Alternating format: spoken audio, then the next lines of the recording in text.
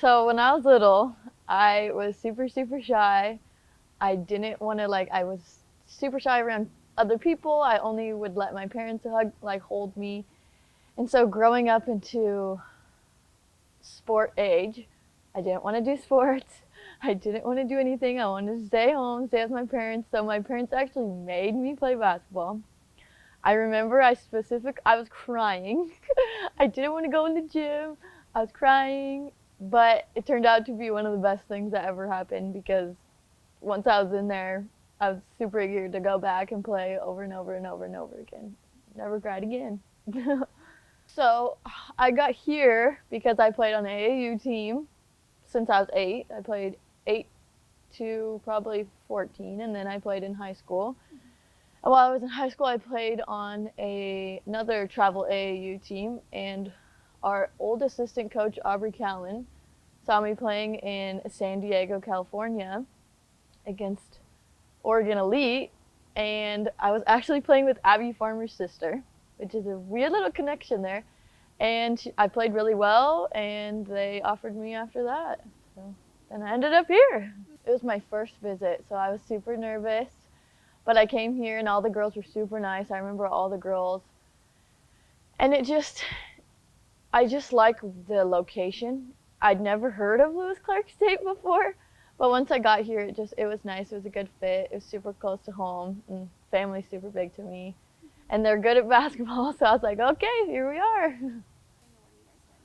So my freshman year, just like any freshman year is good. It was super, super stressful, different kind of basketball, way more physical, way more thinking about the game than you ever had to before that. And so I learned a ton from the girls that were there that year. The seniors were super good leaders, and they really implemented a lot of things that I believe and teach to the younger girls today.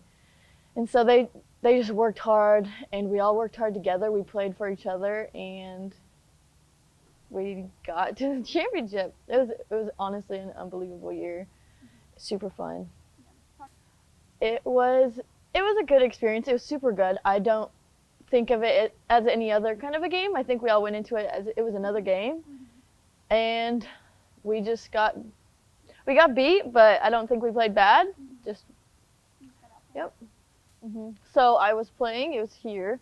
It was against University of Providence, and they used to be called Great Falls. And so we had a game here.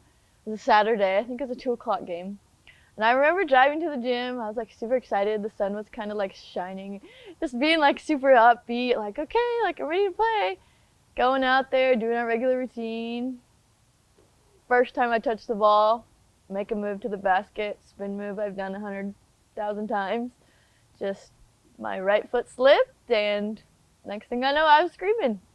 But yeah, after that, I kind of tried not to remember. So it was something that I did 100 times a game. So I had surgery 2 weeks later, and I went to physical therapy for 9 months after that. I decided to actually stay here in Lewiston and do physical therapy that summer because I wanted to get better. I wanted to be stronger, which that was a hard decision for me because I wanted to go back. But I got a job here.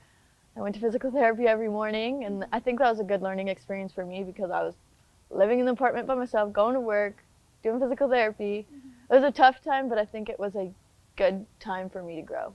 So through my recovery, I had a lot of people reach out, people from back home, from when I was little, to trainers here, the sport physical therapy, and our scholarship club, our sponsors. I've had sponsors, like when I was on crutches for 9 weeks, I had sponsors come and make me dinners, check on me, make sure I was eating, doing all that. And so really there's a lot of people that behind the scenes help me, whether they know it or not. That whole first year I couldn't get used to the brace, and I had like an anchor in my knee that's still in there that was bothering me really bad. And so that season I wasn't ready to play like Jansen plays. So I decided that it was hurting too much and that I needed to sit out another year. which was also a super hard, trying time, but I think it was the right decision for my body and for my future.